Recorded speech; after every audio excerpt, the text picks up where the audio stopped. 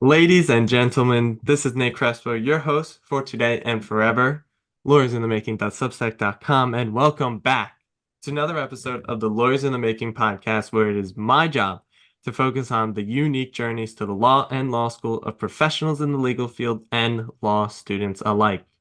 Today, we have another incredible guest. He is a Touro University Jacob D. Fuchsberg Law Center graduate and currently works as an Associate General Counsel at PNY Technologies.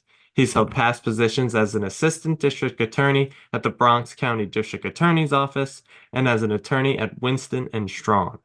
Finally, he is the host of the Inside the Inspired podcast.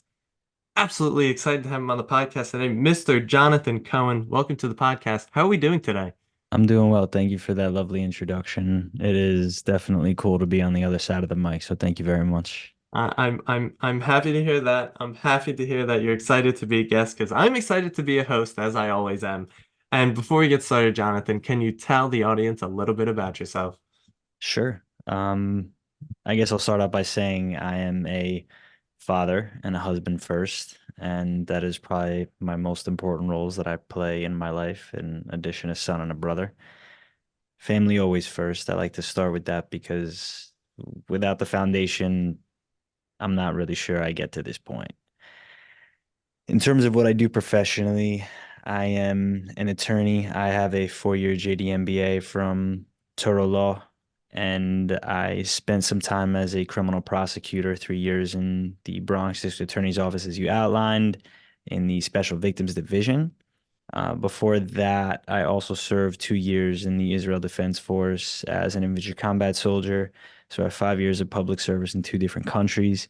And after fulfilling my 3-year commitment at the Bronx DA's office, I joined PNY Technologies as the Associate General Counsel, where I hold a few different responsibilities ranging from sales, recruitment, legal, security, and a few other things that I do around here, try to create as much value as I possibly can.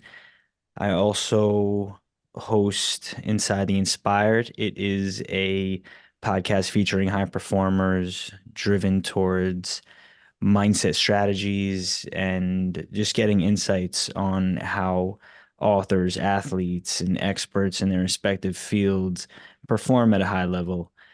And additionally, I also host philanthropy challenges where I raise tens of thousands of dollars from multiple different organizations, from doing crazy things like running 50 miles, 1,000+ push-ups, 1,000+ pull-ups, and helping as many people as I can along the way. So hopefully that gives a bit of background as to some of the stuff I've done and what I'm up to now. Well, Jonathan, I can already tell we're going to have a wonderful conversation because you speak my language. I heard you say value, I heard you say mindset, and those are things that we talk about immensely on this podcast. But let's go back to the wonderful, wonderful year of 2014. It was your graduating year at Muhlenberg College. And also in 2010, I saw you worked for the Brooklyn Nets, which I believed was it the New Jersey Nets at the time? Yeah, it was. So I'm a very, very big Nets fan. Unfortunately, I'm a very big Same, Nets fan. same. But as you said, though, you were in the IDF, you were in the infantry combat, which is just super duper interesting and something that we haven't got on the podcast. But 24, well, all the way 2014, I said 2010 before, but you graduated from Muhlenberg College. You eventually ended up at Touro University Law Center. So simply put, Jonathan, why'd you go to law school? Why'd you do it? Well, the short story of it is I had a family member who decided not to go back. We don't really know the reasons why. And we found out when we were coming back from Israel to visit my brother who was serving at the time as a paratrooper, who's also an attorney. And when the news was reported to me, I didn't really have much guidance. I was a sophomore in college, 2 years in the military under my belt, a year and change of college under my belt, and I still wasn't set on what I wanted to do. And so the prospect of law school, I had said it in passing. I was like, oh, maybe I'll go to law school. And my mom looked at me with these angelic eyes, and it was kind of like, well, there's no turning back here. And so we get on the flight, and I'm going through the channels And this guy has his head in his hand and he's talking about how he has to get his life together. And 2 to 3 scenes later, you meet a character who's this high performing lawyer, ends up being Harvey Specter of Suits. And I binged watched the same like 2 or 3 episodes the entire flight. And the next day I signed up for the LSAT, or I should say on the LSAC website for the LSAT. And the journey to become a lawyer started from there. But I also had a mentor who had told me something that was on the periphery of my mind where law school was going to change my brain in the way that I think about things. So those two kind of compounded and started my law school journey. Well, that's fascinating. That Suits was one of the one of the big rationales. I actually have not gotten around to watch it, which is so terrible of me because I literally have a legal podcast. I should absolutely watch it now. I feel like I'm missing out on a lot, and maybe it will further inspire me just like it did yourself. But let's talk about the first year of law school. People love it, people hate it. The last episode actually, Scott Oliver, which is not out yet, but he said he was one of the people that absolutely loved that year. And how was it for you? So at the top of the episode, or before we got on, we were chatting a bit and you were talking about your LSAT experience. So I'll share a bit about mine. I actually got a 140 something and I couldn't get into school. It was a very difficult experience for me. And now, obviously, looking at things the way they've transpired, it's kind of funny, right? But I had a similar experience with college. I had a difficult experience getting into college. And I've been fortunate to have angels in my life that took a chance on me. And despite whatever the paper said, they saw something in me. And for me, the first year of law school was an opportunity to prove myself. This was an opportunity to prove that I belonged. This was an opportunity to show that I was exactly where I was supposed to be. And the LSAT was this standardized test that was a formality. And even if I couldn't get into those schools that I wanted to attend that were my first choice, I'd beat those law students or lawyers in the courtroom where it counted. So I wanted to be a litigator because I didn't really think that there was much else besides that. That was my prime focus. I didn't know that you could be another kind of lawyer.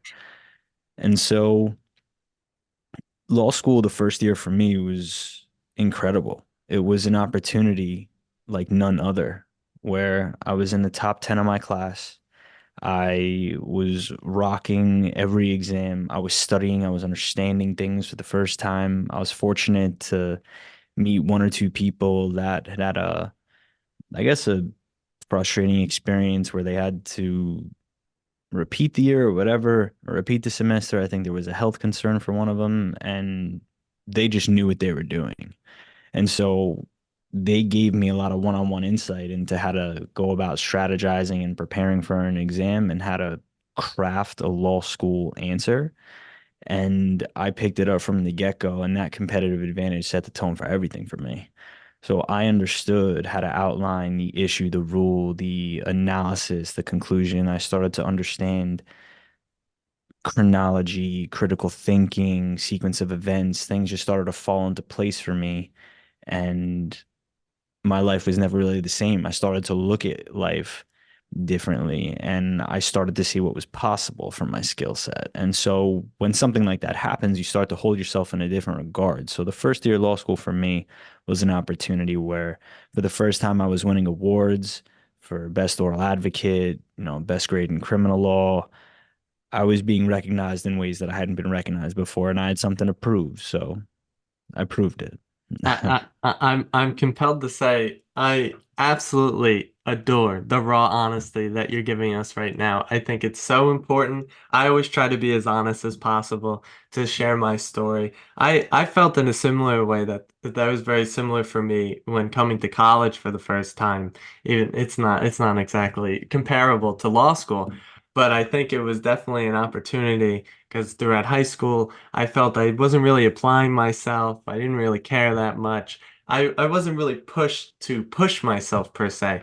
But when coming to college, I felt it was a new opportunity, a new chapter of my life, just like yourself, to really prove myself, to be able to I started reading books. I started reading self-help books. I'm a philosophy major, so I Mm. started reading philosophy books, and I really started to grow into myself and, just like you said, regard myself in a much higher order. And something you keep mentioning is that you have angels in your life, you have mentors in your life.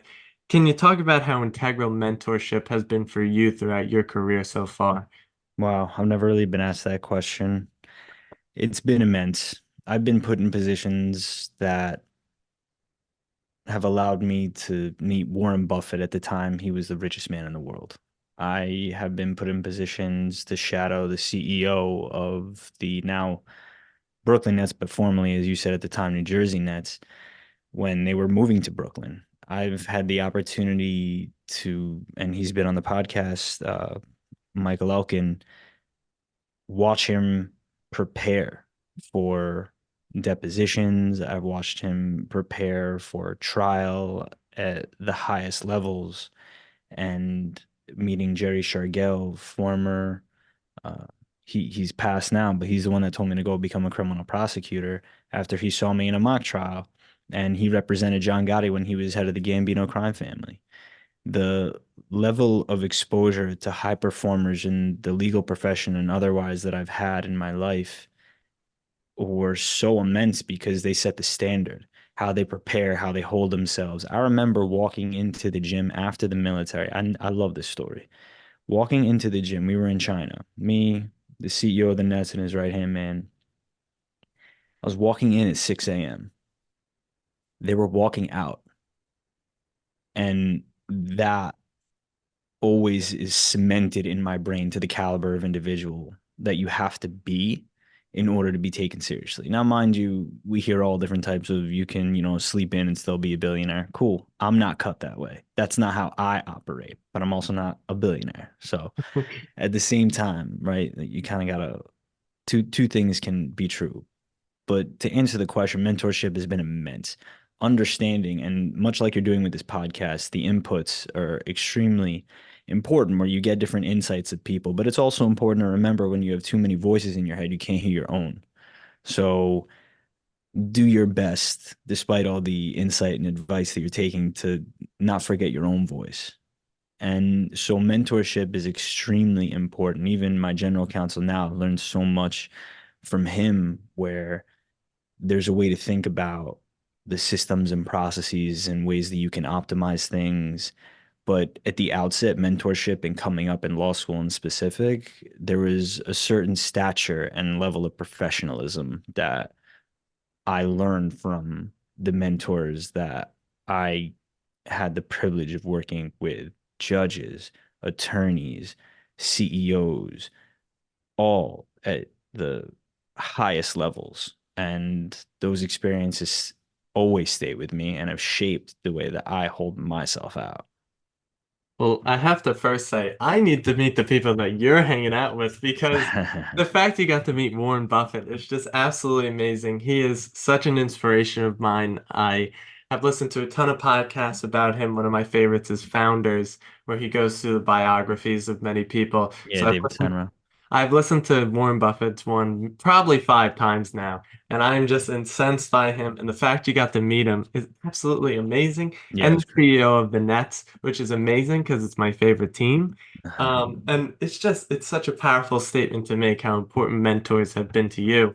And as well, just the mentors outside of the people who you can actually meet personally, that there's so many people out there who just give free advice out for free. It's all out there. They'll write their own biography, they'll do their own tweets or LinkedIn posts, and it's such a powerful thing to understand that there's so much information out there. There's so many people that can help you in so many ways that you don't even know it. But first, I'd just like to say, you were first the summer associate at Winston and Strawn, but then in the year 2016, you're actually an extern at the Suffolk County District Attorney's Office, just like myself. I was an extern this past summer in the Oh Suffolk County wow. District Attorney's Office. I am a Long Islander myself, so I know Touro University very well. And I'd just like to ask, what department were you in? How was that experience? And did you love it or did you hate it? Criminal law is a very unique field. Once Mr. Shargel put me on the path to become a prosecutor, things shifted drastically for me. So I had to orient my focus in a way that even though I was at Winston and I was working, he became a mentor for those however many weeks I was there, 2 summers. And I became very defense oriented, where the professor I had in law school, the friends that I were was making at the time, they were all criminal defense attorneys. And so I was being told by defense attorneys to go be a prosecutor.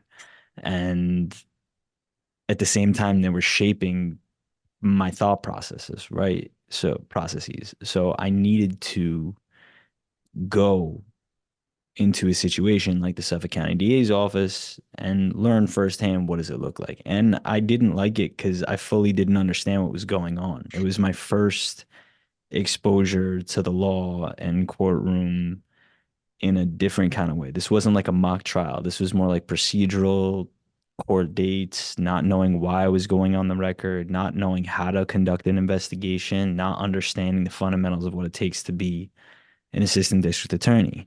So I didn't take to it very much.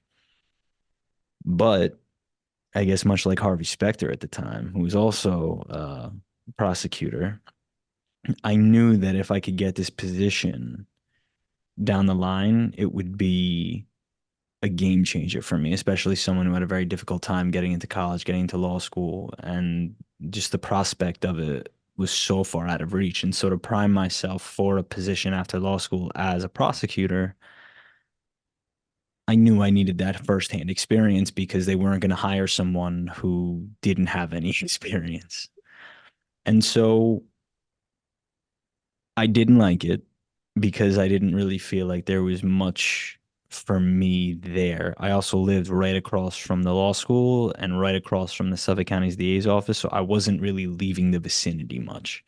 And it was just one of those situations where I immersed myself in my studies, and obviously everything worked out. That was the smart thing to do, but mentally it was a very difficult headspace when you're looking at the same walls and places. The only redeeming part was the sunset and the sunrise, right? So it was a very difficult experience, but well worth it. It got better when I went to go work for Judge Mark Cohen, which who's also been on the podcast, probably one of my favorite episodes. And that experience was fantastic because I got the chance to watch a judge in chambers. I got the chance to see jury selection. I got the chance to like see action. And I would try to watch trials while I was at the Suffolk DA, but it wasn't really hitting the same. There were misdemeanor trials, 6-person juries. I wasn't really enamored with the way that certain prosecutors at the time were presenting their cases. It just wasn't as dynamic as it was on TV. So it was kind of losing its allure. And when I got the chance to work with Judge Mark Cohen, he was like just on fire at all points, and everyone had to be on their game. And I was like, this is what I was after. So to work for him, with him for a period of time was just fantastic. And I highly recommend that episode for anyone who wants to go check it out. It's one of like probably the first 30 episodes I recorded. I'm over 100 now, where I'm interviewing, I guess you'd call them much higher profile guests, but to me, he was one of my favorite, if not my favorite episode that I've recorded, just because of everything that I've learned from him about compartmentalization, focus. That man was like an encyclopedia for criminal law. So I hope that answers the question. No, it absolutely did. It was extremely sufficient answer, and I think something I like to highlight on this podcast more than anything is the fact that people have throughout their journeys many negative experiences as well as positive experiences, but they're all learning experiences at the end of the day. And when you go into a position and you may enjoy it, you may learn a couple things, but you realize, hey, you know what, maybe this place isn't the right place for me. Maybe this isn't the kind of work I should be doing. And those experiences are just as important, maybe more important than figuring out what you want to do. And figuring out what you don't want to do is so 100%. so important. in going further in career, recognizing the things that you're passionate about, the things that wake you up in the morning, so you don't end up looking at the alarm clock when it's ringing and being like, "Oh, I got to do this all over again." Yeah. So I think that's such an important sentiment you're putting out there. And I have to ask, you were also a graduate of the School of Business at Touro University. Mhm. So what was the purpose of that? Did you have anything in mind when doing that? Well, the story behind that is I didn't feel like law school would be enough. So for someone who was driven to prove themselves, I was in this mental space of, all right, if I'm going to prove myself, I need to make sure it's unequivocal, namely to myself and then everyone else, but namely to myself. And if I could be some form of an academic, I felt that that would distinguish me within me, but also as a candidate. And so at the time, I also had this perspective or in the back of my mind, maybe like going to be an agent to some degree. And so I started to look up agents and I noticed that a lot of them had JD MBAs. And so I was like, maybe I'll go that path. But then the path kind of found me, right? When I was tapped on the shoulder to go and follow that prosecutor path. And then while I'm in law school for the first year, I'm like, oh, I'm gonna be a businessman. I'm not, or I'm gonna be an agent. I'm not gonna be a lawyer. This isn't for me. And I think looking back on that time, as much as I could hold myself in a high regard for being a great first year law student, if there's anything I've learned, it's not how you start, it's how you finish. And so maintaining a certain level of performance throughout the 3 years, I still did very well, but I wasn't top 10. So understanding what it takes to be top 10 for 3 years, like any sports team that wins 3 championships in a row, it's very difficult. You could do it for 2 years, but that third year is always different. There's a reason why it's not done in many sports. And so the thought process behind the MBA was if I could learn how to think like a lawyer and also magnify and amplify my business skill set and understand things differently. Little did I know at the time, only once I was in business school, guys like Mark Cuban coming out and saying an MBA is a waste, Costco coming out saying we're not going to hire anyone who has an MBA. I went the other way and I doubled down. I was like, I am going to get the MBA. I want the MBA, and I think it's going to make me a unique candidate. And I'm very proud of that experience because I always say that the hardest exam I take to ever studied for or took wasn't the bar, it was the first exam after the bar because that's endurance. And that level of resilience I've channeled through my fitness as well. And you just have to be built different because if you speak to any lawyer who doesn't have their MBA, they will tell you they never wanted to take another exam after the bar. I did. And what's even crazier about it is Turo hadn't graduated anyone from their JD and MBA program. It was a 3+1 program, 3 years in law school. You had to take elective towards it, plus some other credits. So I maxed out every single semester. And there were only like 2 or 3 students in the program. And not everybody passes the bar, right? So of the 3 students or 4 students that were in that program, I was the only one who had passed the bar. And I also was a member of the first graduating class of the Touro JD MBA program, which is pros and cons. I'm also the oldest of 4, right? So on one side, it's like, hey, awesome that I'm the first. On the other side, it's like, hey, no one's proven. But, one of one, right? So I think part of it is understanding that you get a lot. And I recently, I guess last year now, maybe like almost a year ago, I had the opportunity to go speak at Turo, a little less than a year ago. I had the opportunity to speak at the MBA program and as an alumni, and it was an awesome opportunity just to highlight some of the contributions that Turo's made to me and that I had the chance to make at Turo. And I'm forever grateful for that experience. That degree means quite a lot to me. Something you said that certainly tips me off. You call one of one. I have one of my favorite artists, Hard Rock. My favorite song of his is One of One for that reason that you bring up. And this has a lot to do with identity. And I heard you say something that in going to law school, You had to figure out what you sort of identified yourself. How'd you look into the mirror and what thoughts were crossing the transom of your mind when figuring out what do I want to do? What kind of person do I want to be? And from that, I have to ask, what sort of skills did you build in order to identify as a person who views themselves as one of one?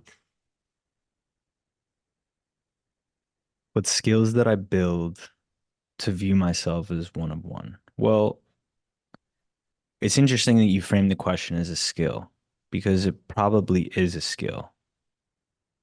So I would say it starts with awareness. It starts with awareness around your behaviors, habits, and your rituals. And those habits and rituals shape your identity because you become somebody who does things. And in order to see myself as one of one, I had to teach myself how to do things other people weren't going to do. Like take that MBA, like go to a school for law school, even though like the score on the page said you should not be a lawyer, bro. Like show up and do the thing and sit in the front and raise my hand and just do all the things that no one was willing to do. And one unique experience from law school comes to mind where the trial team wasn't a wasn't a honor society. And so we had two honor societies at law school in at Touro in law school. It was the law review and the moot court, but our trial team was not. And so, long story short, I was deemed the president in my final semester of law school after having done competitions, represented the school in multiple competitions, done well. Also, had some very difficult experiences. But whoever was president at the time dropped out. And so our counselor said, Jonathan, you're going to be the president. I was co-vice president at the time. And so I saw this as an opportunity. And we put together a sequence of events where there was a social night, a panel, and tryouts that would elevate the quality of the experience for students at law school in trying out for the trial team. And then once I had this evidence, I would then present it to the academic board to make the law school a trial team. And pardon me, to make the trial team an honor society. And I was successful in that endeavor. Everything went great. So many people came to the event. It was a panel of a plaintiff's attorney, a defense attorney, a criminal defense attorney, and a prosecutor, and a Harvard educated moderator who all five attorneys were discussing incredible issues and how they view things. And the feedback was immense. And the presentation of it was also really cool. Like I had them on chairs, like because all those little things go into it. Like sofa chairs. Like I really tried to make it like a cool experience for everyone. We had like projectors, like whatever the resources that we had at the school, I was trying to tap into. And so I end up presenting to the board. They grant the honor society status for the following year, but not for my year.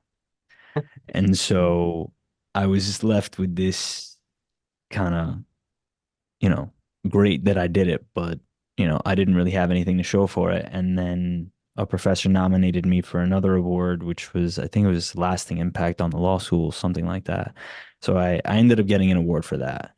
And so when it comes to building a mindset or the skills that it takes to be one of one, you have to do things that other people aren't willing to do, and you have to distinguish yourself. And so I do things that other people are not willing to do to distinguish myself, like take the stairs, like show up on time when I can, like do the little things really well. And that will start to put you in a headspace of there is no one like me because I will do the things that no one else will do, like go to law school with a bad LSAT score, like sit in the front, like make an honor society.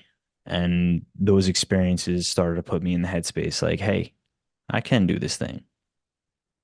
Oh, Jonathan, it's music to my ears right now. I have to say, these are such important points you're making, and I think the emphasis on the little things, having that contrarian spirit, because you clearly do, you very much clearly do, and doing the things that other people aren't willing to do is just so important, not only for your own brand, for your own person, just as well for your own personal identity. When you do those things, when you go the extra mile every single day, you just got to show up every day. I've discovered that myself, and it's such an amazing thing, and it really opens up so many possibilities. And it kind of goes all the way through something I've talked about on this podcast about 7 million times. But the growth mindset has been so integral and important to myself in allowing myself to realize the amount of opportunities that are really truly out there and possible for one person. And when you go the extra mile every day, you give yourself that self-confidence, that one of one attitude to be able to go out and do things that are bigger than you can ever imagine. And I think that's such an important point you could make on this podcast. And from that, you graduate from law school and you head over as an assistant district attorney at the Bronx County District Attorney's Office. You were there for 3 years. You were in the Special Victims Unit. How was that experience? Did you love it? Did you hate it? Describe it. Any of my colleagues that are going to listen to this, I'm sure are going to have their own opinions on it, but this is mine. The DA is an incredible place. There's a degree of resilience and character that's required to work there that as much character as I have, the mental threshold for pain has to be so high that because you're just immersed in such tragedy on a daily basis, and to treat everyone with the same level of care and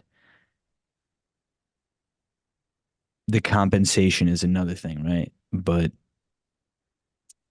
to provide that standard of care on a daily basis for a high volume workload like there is in the Bronx with the resources, the limited resources, I would argue that they have, and antiquated resources too. Maybe it's changed since I've been there.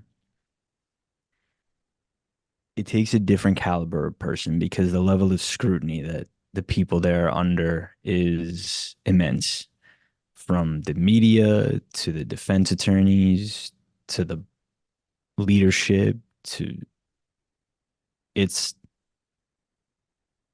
I don't want to do it a disservice by calling it chaotic, but when you deal with such horrible things, there is an element of chaos. And so for me, in my experience at the DA, I went there because it was the hardest thing that I could think to do. And it's pretty unequivocal that you're a badass if you can say you're a Bronx SVU criminal prosecutor. It just is. And again, the mentorship that I had there and the chance that they took on me, it was a whole other level of, oh my God, what am I doing? You're from the first interview, it was just another level of, oh my God, what am I doing? And to be endowed with such responsibility and to be trusted to perform, to have a platform to make mistakes where the nature of the circumstances and the consequences are so high that people's lives are impacted to a whole other degree.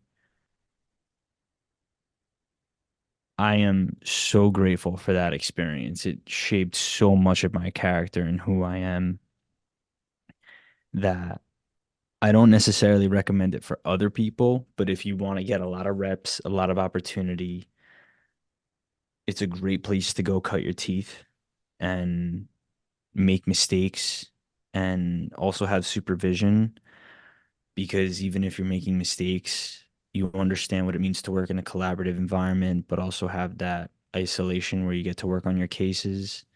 There's a lot of opinions. You learn how to deal with people. You learn how to investigate. You learn how to assess situations. You learn how to respond when things do not go your way. You learn how to brace for impact. You learn how to fall on your sword. You learn how to think on your feet.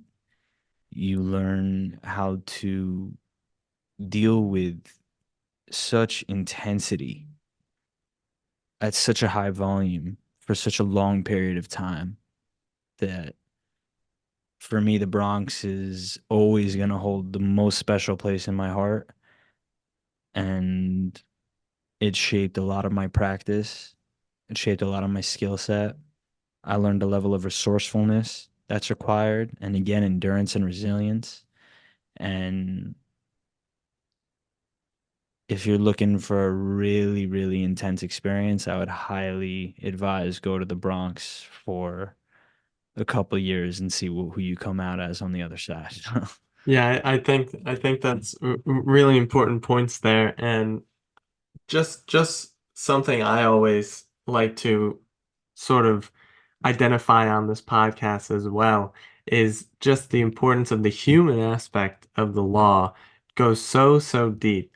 And I've never been to law school before, but I've talked to enough people to have sort of, not enough people, but I've talked to a minimal amount of people to know a little bit about what law school is about. And it's a lot of cases, it's a lot of writing motions, it's a lot of writing summary judgments, reading case books, just doing all of that, learning about how to write, how to read the law. But there's really nothing about the soft skills that you need to know in order to be an attorney and how integral of the human aspect is to the law itself. And especially my short couple months working at the DA's office this past summer, I really recognized that. Like you said, their caseloads are massive, and they're working with sorts of cases that are intense. There is loss of life, there are different divorces, there are, any sort of just grotesque thing you could ever think of exists, and these assistant district attorneys have to deal with these cases, work with these people in order to get the end that needs to be met. And honestly, I think it's honorable to be an assistant district attorney after seeing it through my sort of young lens at this past summer, and speaking to attorneys who work in there. It's a lot, and like you said, the compensation is a little low, and they're doing things that are just, I mean, winning a case like that for someone just changes people's lives. I've talked to many attorneys that have had extremely emotional moments, and they get a verdict, and you have the parent of a child, or a child themselves coming up to me and be like, thank you so much for doing this, and thank you so much for putting this person in jail or getting this judgment. And they come over, they hug you, and it's things like that that I felt that assistant district attorneys told me is like, this is why I do this job, is because I get to see those smiling faces, I get to have those emotional moments, I'm making real impacts on people's lives. And I think that definitely gets lost in the rough of all the laws, that there's just, it's really a huge human aspect to it. And sometimes you got to forget about the cases and just focus on the humans. And I love that so much. I love to hear that you felt that experience was the same for yourself. But let's talk about what you do now. You're the Associate General Counsel at PNY Technologies. Like you said, you do sales, you do recruiting, you do legal stuff, you do security. Can you describe your experience there right now? How is it going? And what are the sorts of other things that you do there? So my particular situation working for a private company gives me a lot of latitude to take on responsibility in different areas. Not every associate general counsel gets the same level of exposure. They don't want the same kind of responsibility. So I am uniquely qualified based on, I guess, the background that we've outlined to handle things differently than maybe some of my colleagues in other companies. That's simply to say I'm not a one man show. I work with incredible people who trust me in a lot of different ways to try different areas. And if I don't perform, then recognizing this may not be for me and I may not be an asset in this particular situation. So my experience is very positive. I'm always given an opportunity to add value, and there's an opportunity to be heard how I can create value. So some of the things that I've done, I mentioned recruitment, created a summer internship program, made a few different hires, had to learn what it's like to go through LinkedIn and recruit and interview so many different people, and how people prepare, don't prepare, how to learn not to waste your time if someone is not prepared. So I stopped entertaining interviews if they didn't know anything about the company. If you didn't take the time to look up the mission statement or where we are, and you're going to sit there and ask me, so what does PNY do when you're applying for a job at PNY? It's probably not a good fit. I don't care who you are, where you went to school. You're showing me you have no fundamental etiquette of what it takes to give someone the respect that they're carving out time from their day to assess you. And you think because there's a bunch of A's, or you were the president of this, or you went to that school, like, I just don't hold space for people that don't show respect. And for me, that was a very big learning lesson, because there was a series of interviews I conducted where I did, and I realized how much of a waste of time it was. So that was from the recruitment side. And the program has gotten thousands of applications over the last couple of years. So it's been a success. We've even made a couple hires from it. So that's one side. In addition, obviously, with legal strategy, have the opportunity to contribute and understand again how to actionably implement a lot of the things that I learned at the DA's office, from sequence of events and chronology, and supporting my general counsel whenever he needs it. We're also a global company, so there's a lot of interaction with the different countries and branches of the company that create value for our customers in very unique ways, and how we go about navigating it ethically and legally is an awesome lens that I get to experience. And then when it comes to the sales, there's different accounts that I manage that I do my best on a daily basis to make sure that they have what they want when they need it. And that whole experience has been really cool, just because sales in and of itself, there's an element of persuasion that's required, but at the same time, not really in the particular business that I'm in, because it's all about inventory. So understanding the business side of the business, the legal side of the business, and the entity that PNY is, and also the average tenure here is over 10 plus years, and the average age is going down. So that speaks volumes about a company that's been around for 38 plus years, that has seen many renditions. And this is a place that I also summer interned when I was younger. So I had a very good insight into the culture. And there's some corporate elements to it, right? But being a private company gives a lot more latitude to go experience the world differently. So my experience here has been extremely positive. From a security perspective, we'll just leave that alone for security reasons.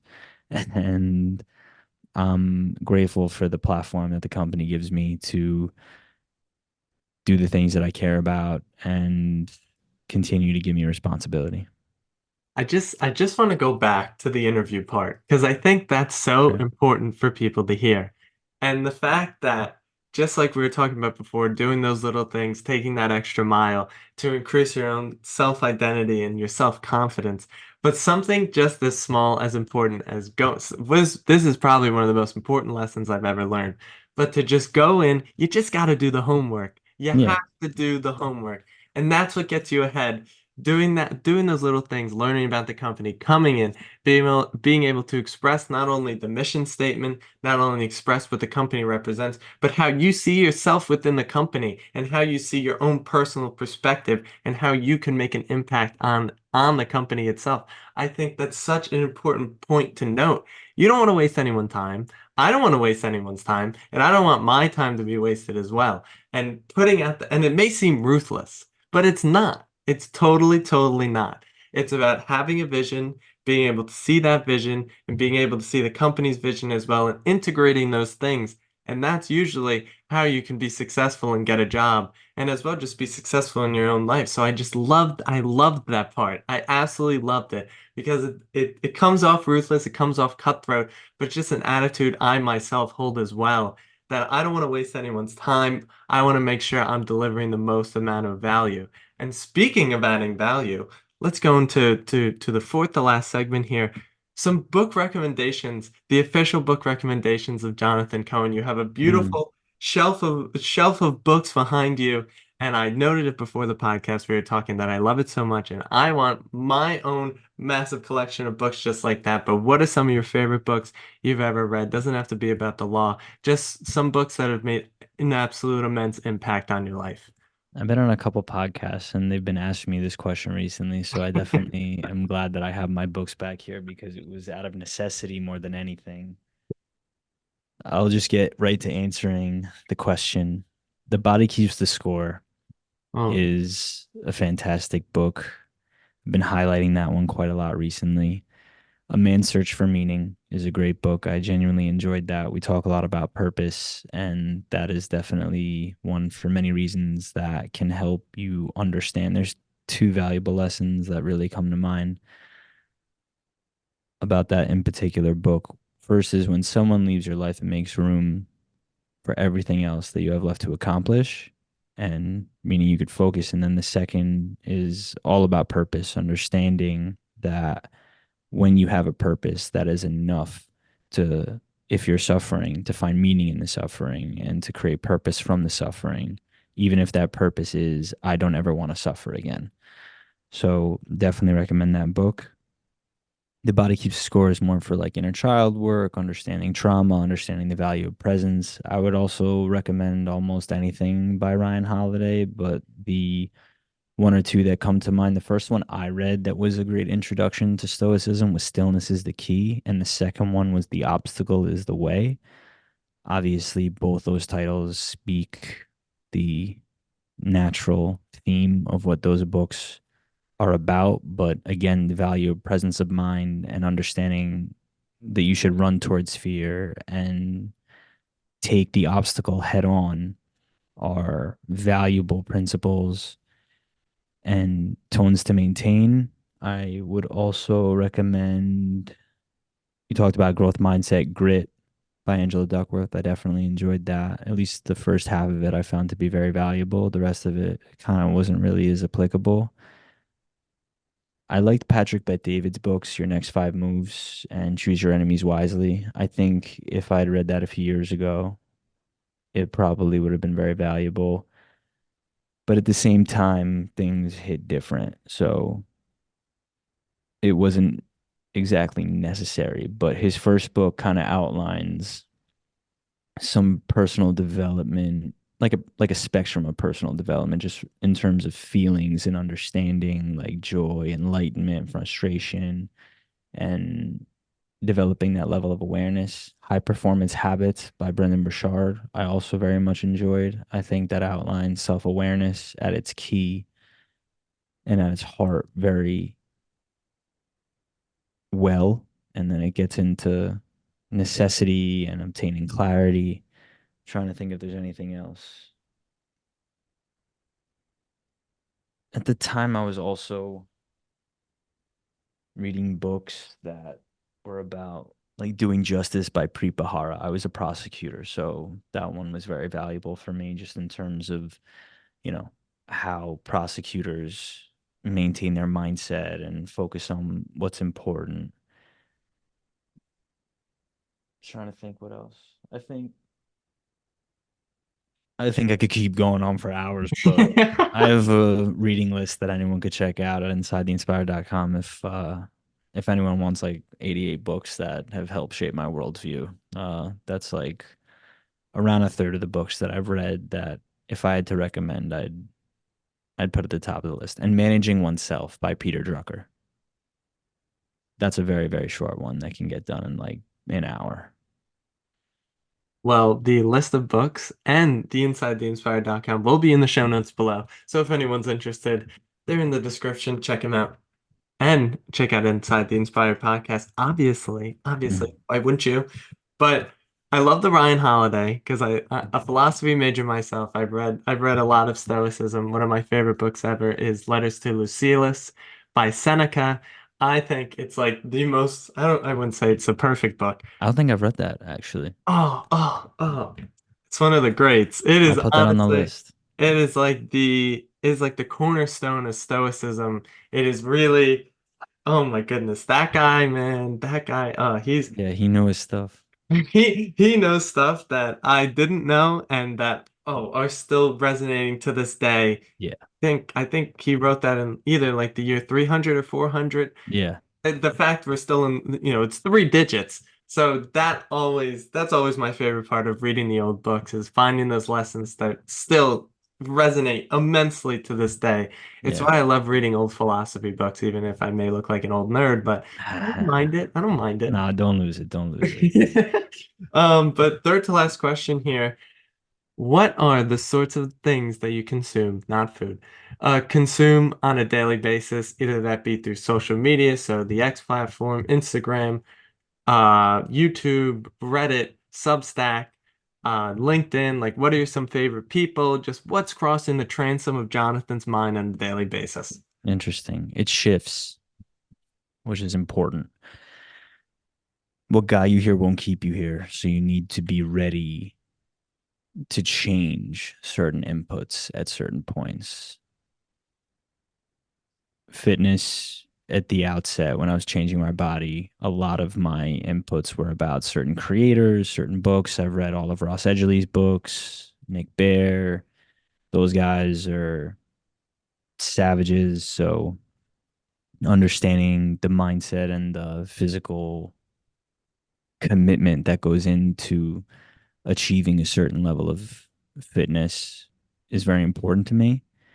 So I'd say it's pretty cemented now. David Goggins, obviously, read both his books as well.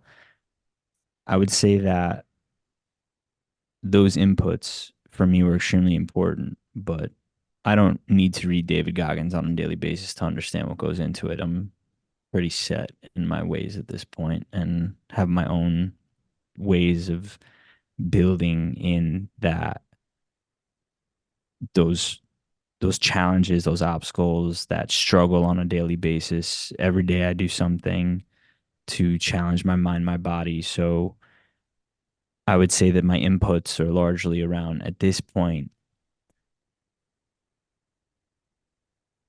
Chris Williamson's podcast I'm listening to. I'm listening to what else am I listening to? Patrick Bet David I was listening to for a bit. Like in reading both his books, the pod. What else?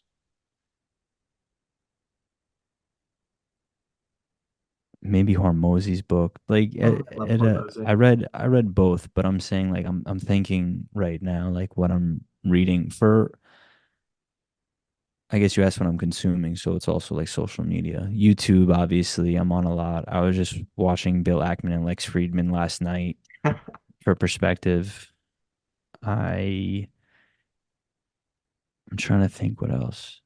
Like I said, when there's too many voices in your head, you can't hear your own. So I've really been focused on, and for a while, it's like, hey, I know this about this person, that about that person. And now I'm really at a stage, I'm 34. I have a wife and a baby. I have things that I'm responsible for. I like first thing in the morning now, I'm reading reports for my business that I work in, right? I'm trying to grow my own brand through Inside the Inspired. And the commitment for the business is more of a priority for that. So when you're spread too thin, if you try to be everything to everyone, you're ultimately nothing to no one. So it's not that my consumption, it's not that I don't have consumption, it's that right now it's more valuable for me to hear my own thoughts. And when you read like hundreds of books, like at some point, there's just not as much value in acquiring the knowledge as there is taking action on the knowledge that you've acquired. So sharing the insights, applying them, action is extremely key. As much as we talk about theory and learning and how to maintain the right headspace in those areas, right now the season of life that I'm in is all about action. And so I've done 100 plus episodes. I train every day. I do these endurance challenges. Like I'm really focused on that. So it's not that I'm not consuming things. It's that in the finite amount of time that I have, it's like, how do I shape my thoughts in a way that allows me to make a meaningful contribution? So hopefully that gives some insight. No, honestly, no offense to everyone else who has ever been on on the podcast and has been asked that question. That was the best answer I think I've ever received to that question before. The fact that you were very much keying in on what you are currently consuming is just so important. And I think what's so important as well, I saw this tweet somewhere, some sort of quote, but it basically said that you can have all the methods in the world, but as you have to first identify the principles and then make your own methods. And I think that was such an important point you made as well as talking about you're in this sort of season of life. One of my favorite quotes from Aristotle is that knowledge without action is not knowledge at all. And that is something you absolutely exemplified right there. But, Jonathan, that is all the time we have for today. So thank you so much for coming on, sharing your experiences, sharing your wisdom. And for everyone out there listening, thank you for tuning in. And be sure to check us out at lawyersinthemaking.substack.com. That's lawyersinthemaking.substack.com. I hope you all have a wonderful day, and I will see you in the next one.